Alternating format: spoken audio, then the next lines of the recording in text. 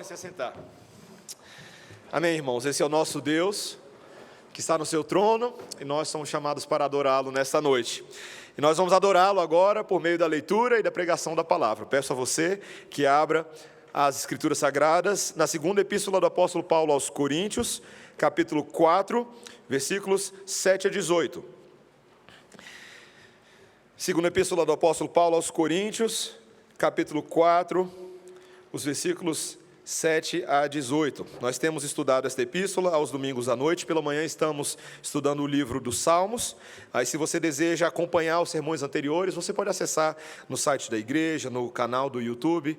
Os vídeos estão disponíveis e o áudio também, para que você possa sempre revisitar os sermões anteriores e entender a progressão do argumento de Paulo em cada uma dessas cartas. Como nós pregamos expositivamente e sequencialmente, é sempre muito bom você entender como é que Paulo começou a argumentar tudo e como ele deseja nos instruir por meio de um entendimento concatenado, organizado das suas ideias e dos seus temas. Hoje, os versículos 7 a 18, assim diz a palavra do Senhor, preste bastante atenção. Temos, porém, este tesouro em vasos de barro, para que a excelência do poder seja de Deus e não de nós. Em tudo somos atribulados, porém não angustiados, perplexos, porém não desanimados, perseguidos, porém não desamparados, abatidos, porém não destruídos, levando sempre no corpo o morrer de Jesus, para que também a sua vida se manifeste em nosso corpo. Porque nós que vivemos somos sempre entregues à morte por causa de Jesus, para que também a vida de Jesus se manifeste em nossa carne mortal. De modo que em nós opera a morte, mas em vós a vida. Tendo, porém, o mesmo espírito da fé, como está escrito, eu criei, por isso é que falei, também nós cremos, por isso também falamos, sabendo que aquele que ressuscitou o Senhor Jesus, também nos ressuscitará com Jesus e nos apresentará convosco. Porque todas as coisas existem por amor de vós, para que a graça, multiplicando-se, torne abundantes as ações de graças por meio de muitos, para a glória de Deus. Por isso, não desanimamos, pelo contrário, mesmo que o nosso homem exterior se corrompa, contudo, o nosso homem interior se renova de dia em dia, porque a nossa leve e momentânea tribulação produz para nós eterno peso de glória, acima de toda comparação, não atentando nós nas coisas que se veem, mas nas que se não veem, porque as que se veem são temporais, e as que se não veem são eternas. Essa é a palavra do Senhor. Vamos orar, irmãos. Senhor, é o teu texto sagrado diante do qual nos encontramos, a tua palavra para nós. Senhor, por favor, impeça-nos de nos aproximarmos dela sem a reverência devida e sem a atenção devida. Rogamos ao teu Santo Espírito que invada os nossos corações com a tua luz e nos ensine, nos encoraje, nos exorte, nos admoeste, nos corrija o caminho e nos treine na justiça, para que todo homem e toda mulher seja perfeitamente habilitado para toda boa obra. Em nome de Jesus. Amém. Irmãos, estudar história da filosofia é uma coisa que nós temos que fazer de vez em quando. Se você quer entender um pouco do que está acontecendo com a gente hoje em dia, seja dentro ou fora da igreja, é bom estudar a história da filosofia. E esses dias eu estava estudando um movimento chamado epicurismo. Já ouviu falar de epicurismo? Não é uma alternativa para acupunturismo. Epicurismo é um fenômeno da filosofia, uma doutrina filosófica criada pelo grego Epicuro, ainda na Grécia Antiga. Ele que recebeu o título de profeta do prazer e profeta da amizade. Paulo lidou com os epicureus lá em Atos 17, talvez você não lembre, mas quando ele chegou em Atenas, ali havia a presença dos epicureus, dos estoicos. Então, nos dias do apóstolo Paulo, ele teve que lidar com essa filosofia, que defendia e pregava a procura dos prazeres moderados para atingir um estado de tranquilidade e libertação do medo. A ideia de que o homem deveria buscar eliminar o sofrimento corporal pelo conhecimento de como o mundo funciona e aprendendo a limitar os seus desejos. Quando Epicuro propôs essa filosofia, ele queria que fosse algo bastante prático e útil, algo que pudesse dar às pessoas o sossego necessário para uma vida feliz, para uma vida aprazível, ao eliminar certos temores, como o temor do destino, o temor dos deuses, o temor da morte. Mas, paralelamente ao epicurismo, que é a versão mais light, surgiu uma outra corrente, um pouco diferente e mais semelhante daquilo que nós vemos hoje em dia. Aquela corrente que é chamada de hedonismo. Ela foi promovida por um homem chamado Aristipo de Cirene, inicialmente. E enquanto Epicuro, ele dizia que o prazer deveria ser aproveitado de maneira moderada e menos radical, Aristipo enfatizava a importância do prazer do corpo a qualquer custo, em detrimento do prazer mental. E embora essa doutrina hedonista tenha surgido lá na Grécia Antiga, ela permaneceu bastante. Inclusive, ela passou a caracterizar a modernidade e particularmente a pós-modernidade, os dias que nós vivemos hoje, que nós vemos esse ser humano confuso, mas, por outro lado, altamente eclético e inclinado à ideia do prazer individual e imediato. Você já viu as pessoas aí afora? Talvez você já viu a sua própria vida. Os seres humanos hoje são inclinados, mais do que nunca, ao sexo, ao consumo, ao luxo, ao status social, ou acadêmico, ou profissional, ou facebookiano, ou qualquer outra coisa que ele possa fazer, como bens adquiridos, tudo para alcançar a felicidade suprema, a realização pessoal. E no que o epicurismo e o hedonismo se assemelham? E por que eu estou falando dessas coisas para a gente? Porque o lema de ambos é: sofrimento nunca mais. Sofrimento para trás de mim. Parece slogan da telecena, parece alguma coisa que vai mudar a sua vida como casa própria. E aí você começa a entender que se esse é o espírito de tanta gente hoje em dia, essa é parte da explicação do porquê a fé cristã parece um peixe fora d'água nesse mundo. Porque o evangelho, ao contrário do epicurismo e do hedonismo, ele não é um chamado para você correr do sofrimento. Ele é um chamado ao sofrimento. O Senhor Jesus Cristo nos disse isso de inúmeras maneiras, particularmente quando Ele diz que aquele que quer segui-lo deve fazer o quê? Dizer não a si mesmo, tomar a sua própria cruz e pé na estrada. Não é verdade? Meus irmãos, o sofrimento dos cristãos no Evangelho é algo que está na contramão da cultura pós-moderna do século 21. E certamente isso por si só faz com que a popularidade do cristianismo seja reduzida. Ou então você começa a mudar o cristianismo, não é verdade? Não é o que tantas pessoas tentam perguntar hoje: será que não dá para a gente mudar essa parte do sofrimento? A gente fica com todo o resto, mas essa parte do sofrimento aí não dá para a gente mudar um pouquinho o texto? E aí você tem o surgimento desses fenômenos evangélicos modernos. O evangelho do bem-estar, o evangelho da prosperidade, o evangelho do coaching, que nenhum deles é verdadeiro evangelho. E eu não estou falando mal de coaching, tá, meus irmãos? Só estou dizendo que quando você diz que coaching é evangelho, você tem um problema. E, meus irmãos, é isso que nós temos. Quando Paulo diz: esses evangelhos alternativos não são o verdadeiro evangelho, mas ainda assim nós temos um anseio do nosso coração, um anseio real, que nós estamos tentando responder: por que nós devemos sofrer por Cristo neste mundo? Será que é isso mesmo que nós somos chamados para fazer? Será que é esse o caminho estreito que eu tenho que trilhar? E, meus irmãos, o apóstolo Paulo era homem de dores, que sabe o que é sofrer. E ele, talvez com melhor propriedade do que qualquer um de nós nessa noite, pode responder essa pergunta para a gente. Ele diz que sim, nós devemos sofrer por Cristo. E isso não é algo ruim, isso não é algo triste, na verdade isso é algo glorioso, e que faz parte do plano de Deus para nós. E ele vai nos mostrar isso de 4 formas nesse texto. Ele diz que nós temos que sofrer sim por Cristo por 4 motivos. Primeiro, para que a glória de Deus fique em evidência. Segundo, para nos assemelharmos a Cristo na sua morte, na sua vida. Terceiro, para o benefício de muitas outras pessoas. E quarto, para sermos confortados por uma esperança eterna. São as 4 coisas que nós vamos ver em câmera lenta. Em primeiro lugar, para que a glória de Deus fique em evidência.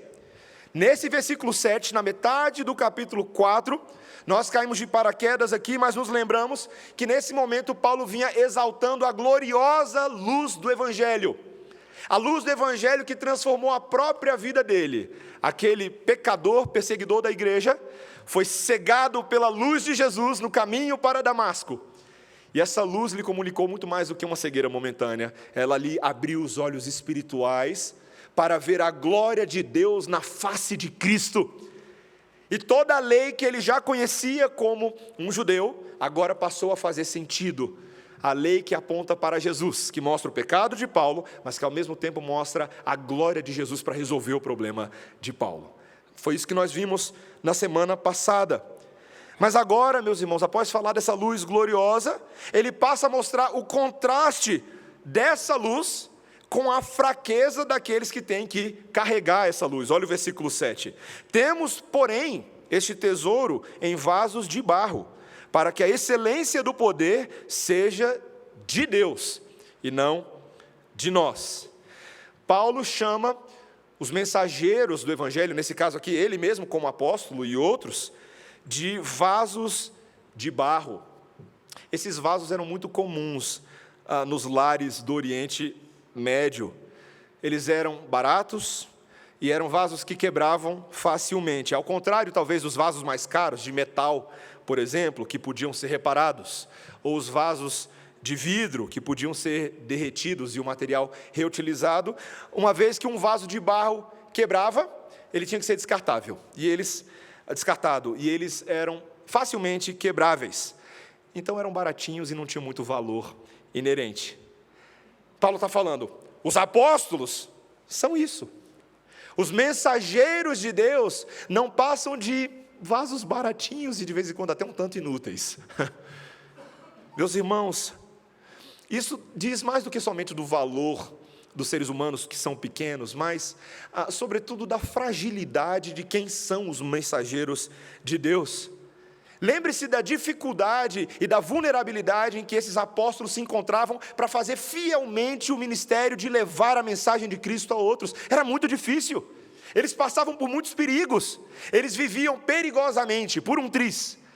Num capítulo que nós ainda vamos chegar aqui ainda em 2 Coríntios, lá no capítulo 11, Paulo faz uma listinha bem humilde do sofrimento que ele passava. Ele fala, eu sofri em trabalhos, está lá no capítulo 11, versículo 23.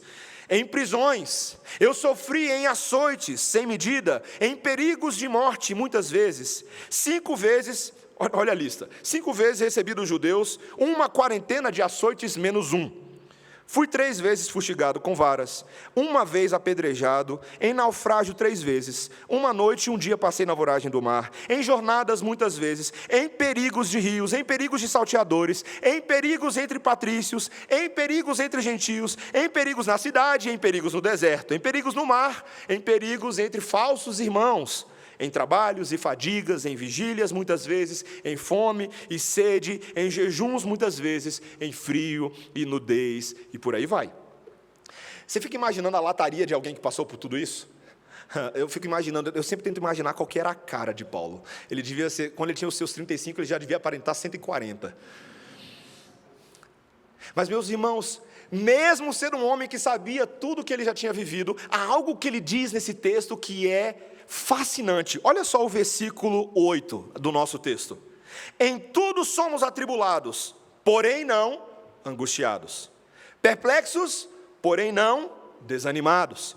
Perseguidos, porém não desamparados. Abatidos, porém não destruídos. Não é interessante isso? Meus irmãos, quando eu leio isso, Paulo parece para mim, me permita dizer de forma engraçada, parece aquela barata teimosa, que ela fica correndo de você e gritando, você não me pega. E aí você acerta uma chinelada na testa dela, joga o spray Baygon nela, canta um hino de vitória, ela vira de cabeça para baixo, e quando você está lá vibrando com a família, ela começa a se arrastar e fala, daqui eu não saio. Meus irmãos, os inimigos de Paulo provavelmente olhavam para ele e falavam assim, por que esse cara não desiste? Ou então, por que ele não morre de uma vez? E sabe qual que é a resposta, meus irmãos? Porque o poder sustentador e transcendente de Deus era quem sustentava Paulo. Não era ele, Paulo o grande, não, era Paulo bem pequenininho, mas Deus era grande. E Deus tinha um propósito na vida daquele homem. Logo no início de 2 Coríntios, lá no capítulo 1, no versículo 9, nós lemos que Paulo testificou que a aflição que ele experimentou lá na Ásia ensinou uma coisa para ele, que ele não deveria confiar em nós mesmos, é o que ele fala, não confiar em si mesmo, mas no Deus que ressuscita mortos. Isso está na abertura da carta. É esse Deus de quem Paulo estava falando e conhecendo. Apesar de ele ser um barro frágil, Deus chama homens como ele para serem cooperadores da anunciação das boas novas e dá o poder para realizar o trabalho. Você nunca parou para pensar nisso, não? A sua vida é tão frágil. A sua vida é como um vapor, como uma fumaça. Você sabe que se você começasse a pensar em todos os perigos aos quais você está submetido, dia após dia a gente ficava paranoico, não é verdade? Seus filhos, seu cônjuge. Como é que você é sustentado dia após dia? Por que você não quebra em caquinhos? Porque, meus irmãos, alguém com A maiúsculo insiste em pegar os nossos cacos e colá-los de volta com o superbonder do Espírito Santo. E Ele faz isso dia após dia. Essa misericórdia do Senhor se renova sobre as nossas cabeças dia após dia, manhã após manhã. E é por isso que você não cai morto aí agora. Você podia até cair, mas você não caiu ainda. Meus irmãos, essa é a esperança que nos move dia a dia para viver para Deus. É exatamente esse o Espírito, essa é a convicção. E saber que o poder é de Deus e não nosso, tanto nos dá descanso, mas ao mesmo tempo afasta o nosso orgulho, a nossa falsa pretensão de a gente achar que a gente é alguma coisa. Nos motiva a ter um contato agora direto com o Senhor. Ele é a fonte de poder.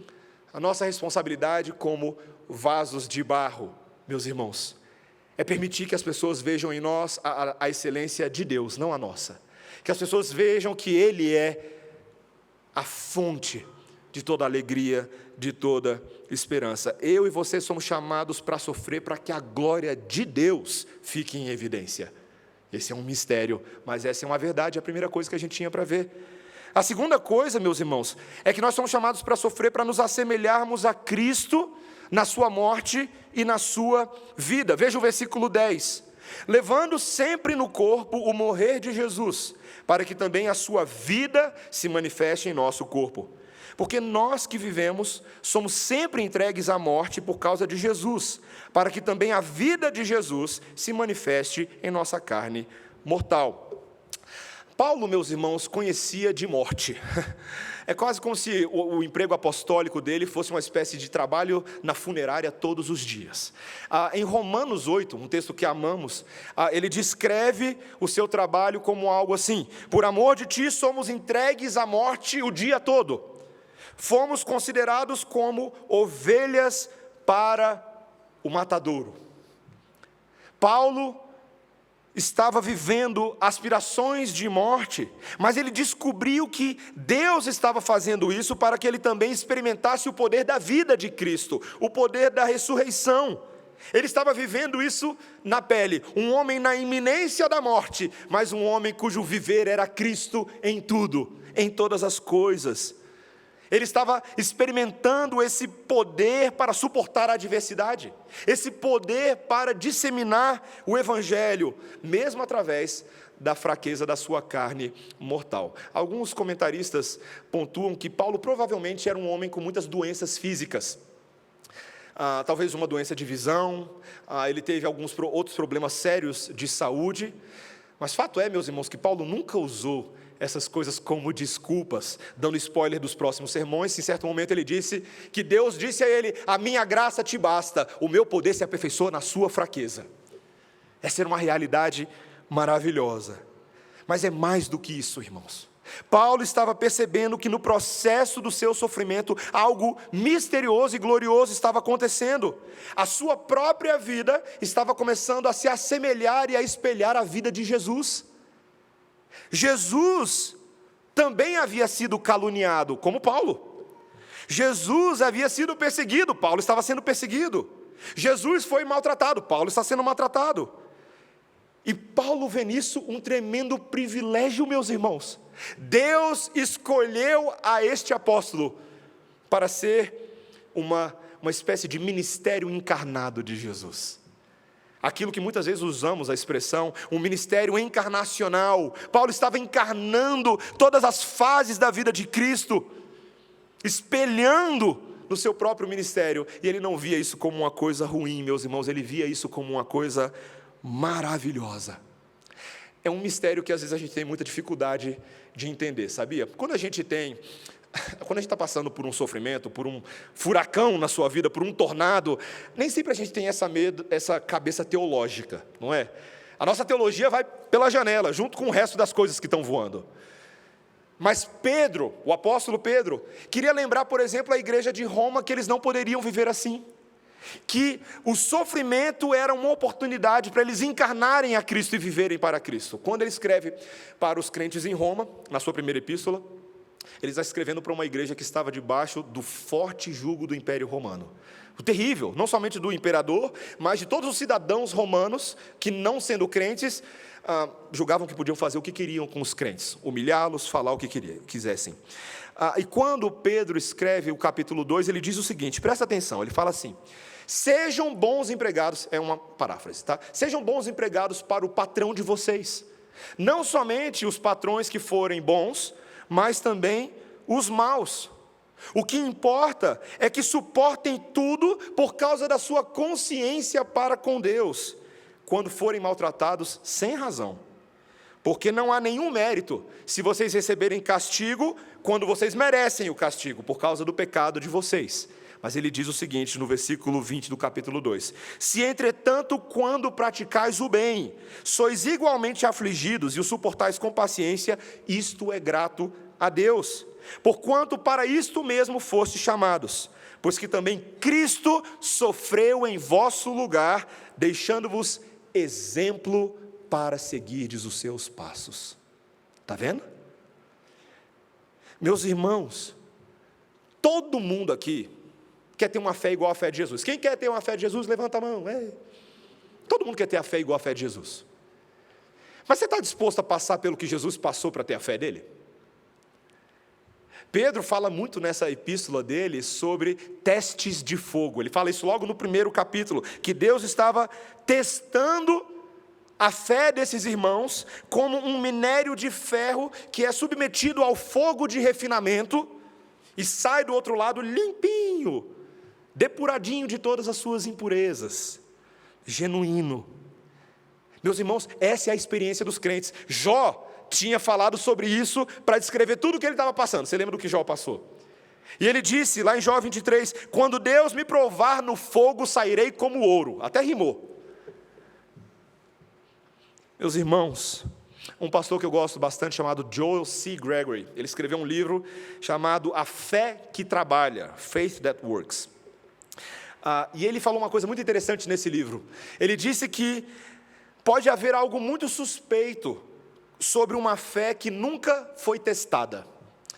E ele diz o seguinte, ele dá alguns exemplos. Um exército, quando ele está passando pelo seu treinamento básico, ele ainda não está pronto para a batalha. Não até que os soldados tenham enfrentado a própria batalha e estejam debaixo de fogo cruzado. E então, esses soldados poderão se considerar provados, endurecidos, dignos. Um navio não pode provar que ele foi construído de forma robusta se ele permanecer apenas na doca seca. Uma hora o casco vai ter que ficar molhado. A embarcação deve enfrentar condições adversas, uma tempestade talvez, para demonstrar se ela tem condições de navegabilidade. Meus irmãos, o mesmo se aplica à nossa fé. Fé cristã não é teoria cristã, meus irmãos. Fé é prática. Fé é passar pelo fogo cruzado e sair do outro lado e falar assim, o Senhor é bom, suas misericórdias duram para sempre e Ele me sustentou.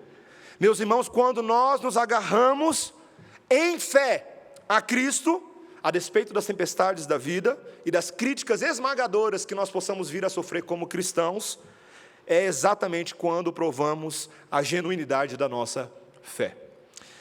Dietrich Bonhoeffer, teólogo e pastor luterano, participou da resistência ao governo nazista de Hitler, se levantou de forma muito ousada contra Hitler. Ele foi preso, sendo um cristão, em 1943, acusado de traição, a mais alta traição, e acabou enforcado 2 anos depois. E nesse interregno, enquanto ele estava na prisão, ele escreveu algumas cartas, na qual uma das definições que ele tentou produzir, o que é um verdadeiro cristão. E Bonhoeffer disse o seguinte: um cristão verdadeiro é alguém que compartilha os sofrimentos de Deus no mundo. Um cristão verdadeiro é alguém que compartilha os sofrimentos de Deus no mundo. Meus irmãos, esse não é somente o nosso fardo, essa é a nossa glória, e esse é o nosso privilégio. Pedro, novamente, capítulo 4, versículo 14, primeira epístola: se pelo nome de Jesus sois injuriados, bem-aventurados sois, porque sobre vós repousa o Espírito da glória e o Espírito de Deus. Não sofra, porém, nenhum de vós como assassino, ou ladrão, ou malfeitor, ou como alguém que se intromete no negócio de outras pessoas. Mas se sofrer como cristão, não se envergonhe disso. Antes, glorifique a Deus com esse nome. Deixa eu te fazer uma pergunta. Você bate no peito e fala: eu sou crente? Você tem coragem de viver essa identidade quando você sai da igreja, domingo à noite, amanhã de manhã, quando você chegar, onde quer que você trabalhe, onde quer que você estude, qualquer coisa que você esteja fazendo amanhã? Você tem coragem de bater no peito e falar assim: eu sou crente? Não me envergonho do Evangelho, porque é o poder de Deus. Meus irmãos, não tem para onde correr. Se tu é, tu é. Filhinho de crente, crentinho é, não pode ser cretino é. Se você é filho de Deus, não se envergonhe disso. A luz está com você. E você deve partilhar dessa luz e desse sal com o mundo que carece tanto. Meus irmãos, é uma alegria se assemelhar a Jesus na sua morte, na sua vida. Esse era o segundo ponto. Mas em terceiro lugar, meus irmãos, nós vimos que primeiro é para que a glória de Deus fique em evidência. Segundo lugar, porque é um privilégio parecer com Jesus. Em terceiro lugar, porque é para o benefício de muitas pessoas. Olha o versículo 12. De modo que em nós opera a morte, mas em vós a vida. Essa declaração pega tudo que Paulo falou até agora e leva um passo adiante.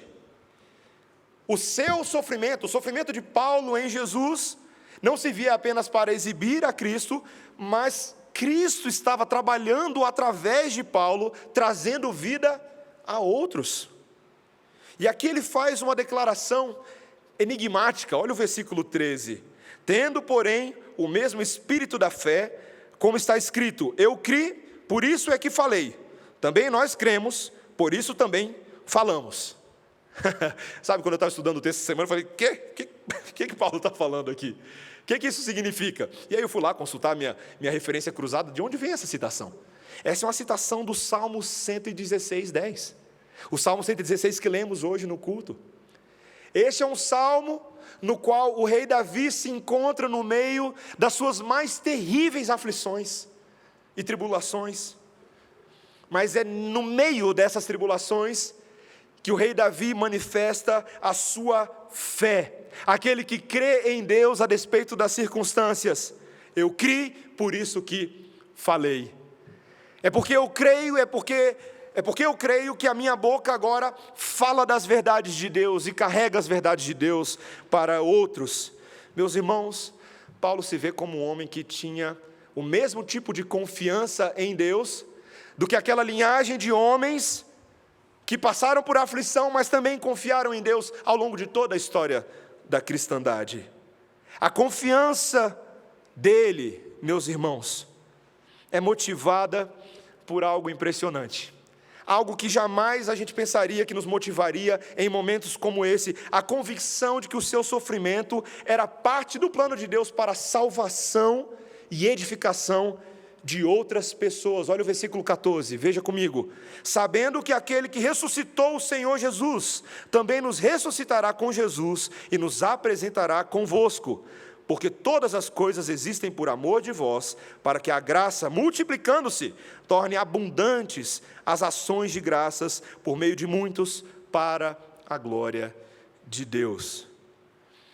Meus irmãos, Paulo sabe, ele sabe que o testemunho do seu próprio sofrimento cooperará para que esses coríntios difíceis, complicados, para que eles sejam constrangidos ao verdadeiro evangelho, para que eles sejam salvos, para que eles sejam santificados, para que eles vivam uma vida repleta de alegria e gratidão, e para que eles sejam ressuscitados no último dia, quando todos eles, Paulo e os coríntios, estariam novamente juntos na presença do Cordeiro.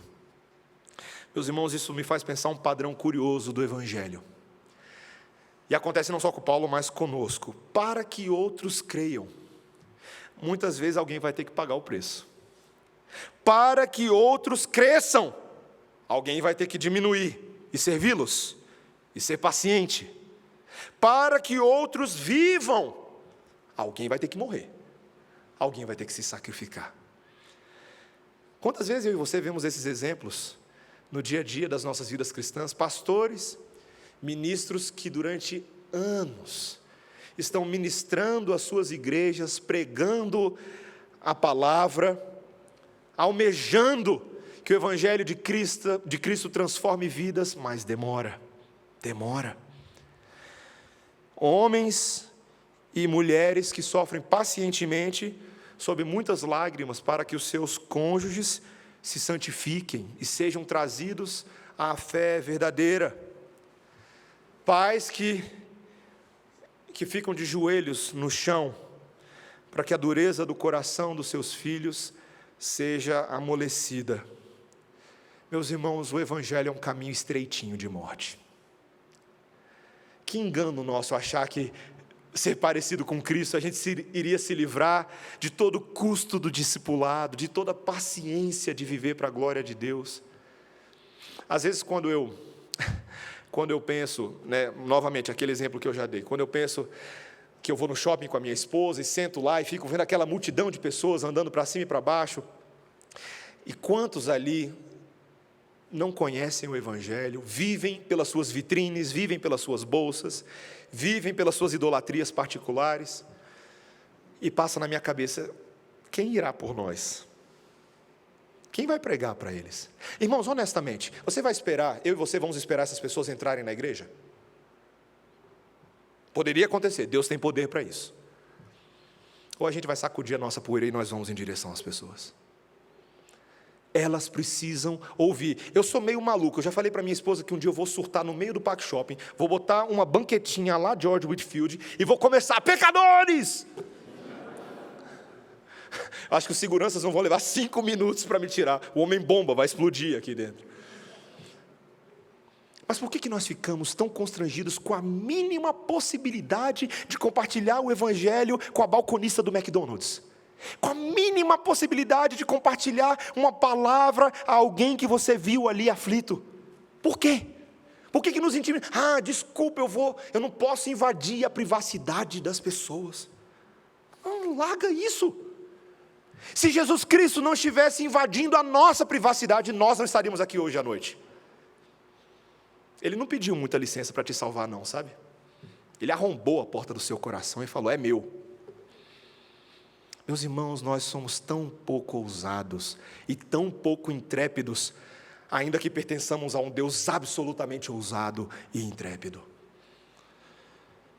Nossa motivação, meus irmãos, tem que se apoiar em obediência a Cristo, mas também na expectativa de que frutos maravilhosos e gloriosos venham desse investimento, ainda que o custo seja alto para a gente. Um exemplo da natureza para vocês. Quando eu morava lá nos Estados Unidos, tinha uma frutinha muito gostosa, chamada cranberry. Não é muito popular no Brasil, mas ela tem um nome no Brasil, é o mirtilo vermelho, achei na internet. E o pessoal lá nos Estados Unidos usa o cranberry para fazer um monte de coisa gostosa, geleia, bebida, doce, coisa que dá fome na gente para depois do culto. Mas você sabia como é que os cranberries são colhidos? Eles normalmente crescem em pântanos e terrenos alagados. E aí, quando essa fruta está bem madura, o pessoal vai lá no pântano do cranberry e joga mais água para inundar o pântano. E à medida que a água cobre o mato, as bagas de cranberry vão se separando do mato e as frutinhas vão flutuando até a superfície, até o leito do rio, onde ali são recolhidas e distribuídas aos amantes de cranberry por todo o mundo. Meus irmãos, quando as águas da enchente de Deus vêm sobre a vida da igreja, qual é o fruto que sai? É um fruto ruim?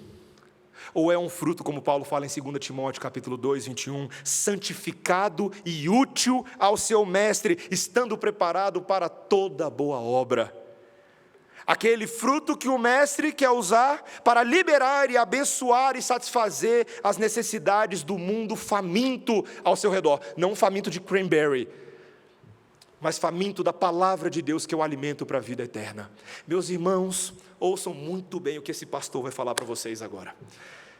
Os nossos sofrimentos são algumas das melhores oportunidades de pregarmos o evangelho às pessoas. Sabe por quê? Porque ainda existe um pouco de sensibilidade no coração das pessoas no mundo para se atentar ao sofrimento alheio. Eu lembro de uma colega, uma querida amiga minha de uma outra igreja, nova, jovial, atlética, e um dia ela descobriu que estava com câncer. A semelhança do marido dela, que alguns poucos anos antes também tinha vencido uma batalha contra o câncer. E eu lembro que ela raspou o cabelo, fez todo aquele processo, mas um dia ela virou para o grupo de amigos no WhatsApp e falou assim: se preparem para o que eu vou fazer, porque o meu câncer vai ser a minha plataforma de evangelização. E me fez lembrar o John Piper, que escreveu um livro chamado Não Desperdice a Sua Vida. E o John Piper falava coisas radicais, como por exemplo, não desperdice o seu câncer. O seu câncer é o que Deus te deu como presente para você fazer Cristo conhecido. Meus irmãos, eu e você não precisamos ter câncer para fazer essas coisas. Qualquer problema que você tenha hoje já é uma oportunidade para você glorificar a Deus no meio dos problemas. Faça isso, faça isso. Seja como Paulo, seja como Jesus. O mundo precisa ouvir da esperança. Meus irmãos, em último lugar, nós somos chamados para sofrer para Jesus, para sermos confortados por Jesus, por uma esperança eterna. Versículo 16. Por isso não desanimamos, pelo contrário, mesmo que o nosso homem exterior se corrompa, contudo o nosso homem interior se renova de dia em dia, porque a nossa leve e momentânea tribulação produz para nós eterno peso de glória, acima de toda comparação. Meus irmãos, Paulo estava desgastado no seu exterior. Em vários momentos nessa carta, em 2 Coríntios, você vai perceber claramente que Paulo queria desistir. Se dependesse dele, ele já tinha abandonado esse barco há muito tempo. Essa foi a igreja mais trabalhosa de todas as igrejas com quem Paulo teve que lidar. Mas esse mesmo Paulo, quebrado, desgastado, ele vira: por isso não desanimamos. Por isso não desanimamos. Por quê? E ele diz: porque mesmo que o nosso homem exterior esteja se corrompendo, o nosso homem interior está experimentando renovação da parte de Deus.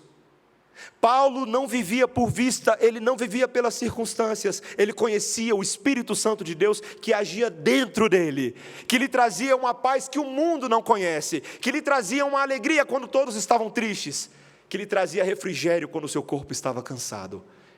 Meus irmãos, se nós queremos enfrentar esse mundo com o ânimo de Deus, tem que começar lá dentro. Tem que começar com a ação do Espírito, com uma fé que nos traz convicção para acordar amanhã e fazer as coisas que precisamos fazer amanhã. O nosso homem interior se renova dia após dia. E aí ele fala para mim um dos versículos mais enigmáticos de todo o Novo Testamento. Porque a nossa leve e momentânea tribulação... Meus irmãos, leve e momentânea? Leve e momentânea, de verdade, Paulo, leve e momentânea. Eu não sei o que estava bem na cabeça de Paulo, mas provavelmente ele está comparando o sofrimento dele com o Senhor Jesus Cristo. A minha e a sua tribulação, meu irmão, é ficha, perto daquele que diante de nós, com seus ombros, carregou os pecados do mundo inteiro. Sabe quando a sua mãe ensina assim você a para de reclamar, se você continuar reclamando eu vou mostrar umas fotos das crianças na África para você ver o que é sofrimento. Sabe quando a gente faz esse terrorismo gospel? Meus irmãos, quando eu e você percebemos o que Jesus sofreu por nós, nenhum sofrimento nesse mundo ganha a parada. Qualquer reclamação, qualquer mimimi que eu e você possamos fazer, empalidece diante daquilo que Cristo fez por nós. Cristo sofreu para que nós tivéssemos vida e vida em abundância. E é por isso que Paulo diz, a nossa leve e momentânea tribulação, agora ela é uma oportunidade para produzir para nós um eterno peso de glória, acima de toda comparação. Ou seja, você vai sofrer só um pouquinho agora, porque esse pouquinho de sofrimento que Deus está te dando para viver, vai se tornar em você, para você, galardão celestial acima de qualquer comparação. Só Deus pode fazer uma coisa dessa. Ele sabe que o sofrimento que a gente passa não é nada, mas Ele nos dá muito mais do que pedimos ou pensamos e nos recompensa com base na nossa resiliência, fé e zelo pela verdade de Deus. Paulo e o Espírito Santo desejam, meus irmãos, que quando nós estivermos passando por uma experiência terrível, uma doença, perseguição ou dor, que nós tenhamos a percepção de que essa vida não é tudo que existe, existe vida após a morte. Sabia que você pode responder essa pergunta, mesmo que todos os filósofos da história não queiram ter respondido essa pergunta? Você pode responder, porque a palavra de Deus responde ela por você, e você pode afirmar com a palavra de Deus, existe vida após a morte. Você vai sofrer por 80, 90, 100 anos, mas você vai viver uma eternidade de glória aos pés de Jesus. É como aquele maratonista que está correndo aqui uma longa jornada, mas ele tem os seus olhos na linha de chegada, e por mais que os seus pés estejam doendo com cãibras, estejam doendo com calos, ele olha para a linha de chegada, não importa o pé, não importa o corpo, o que importa é chegar. E falta um pouquinho. Essa é a esperança, meus irmãos, a linha de chegada, versículo 18. Não atentando nós nas coisas que se veem, mas nas que se não veem, porque as que se veem são temporais, e as que se não veem são eternas. Fé é a certeza de coisas que se esperam, a convicção de fatos que se não veem. Eu ainda não vejo o céu aberto em glória, com o Senhor Jesus Cristo me esperando de braços abertos, mas eu sei que é exatamente assim que Ele está esperando. O Senhor Jesus Cristo deseja nos acolher para si nas suas moradas celestiais, renovando essa terra inteira, ainda que eu ainda não esteja vendo com os meus olhos físicos, eu já posso ver com os meus olhos espirituais, e isso, meus irmãos, me motiva a olhar para frente, não olhar para trás e virar uma estátua de sal.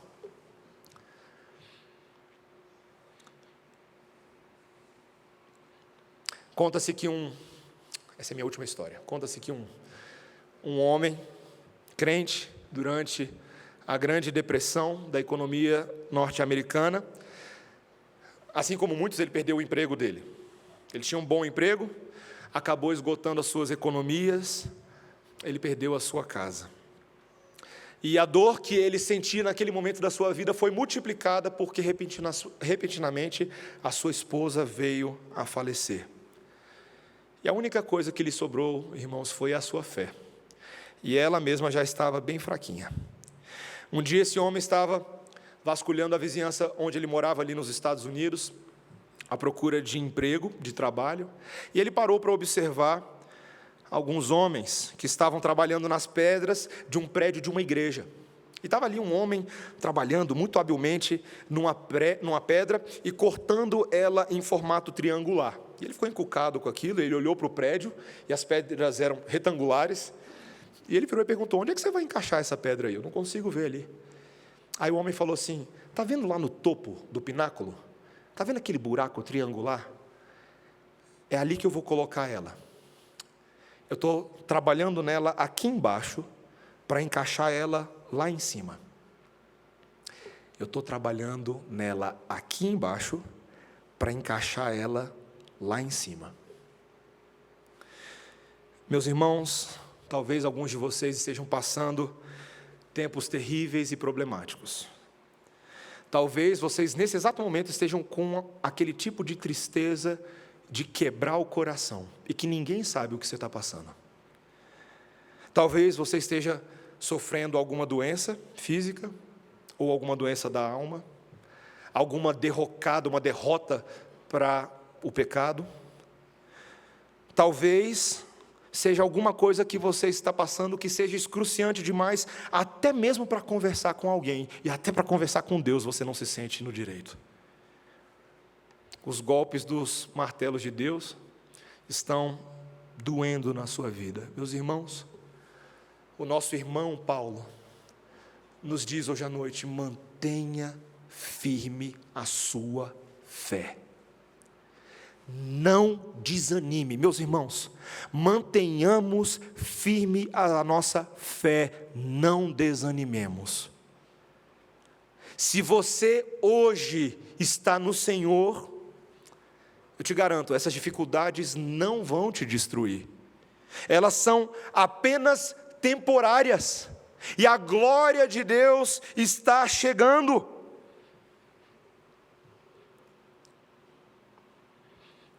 São muitas vezes esses golpes duros de Deus no nosso exterior que transformam o nosso interior muito mais forte. Irmãos, não é hora de esmorecer.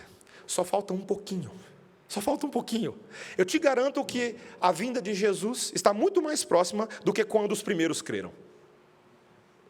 Está quase. Não sou profeta nem filho de profeta, adoraria ser. Mas Ele nos disse que Ele está às portas, Ele está para voltar. Continue crendo, continue orando, continue se santificando, continue trabalhando, porque o Mestre ainda tem que nos moldar só mais um pouquinho, para encaixar a gente lá em cima.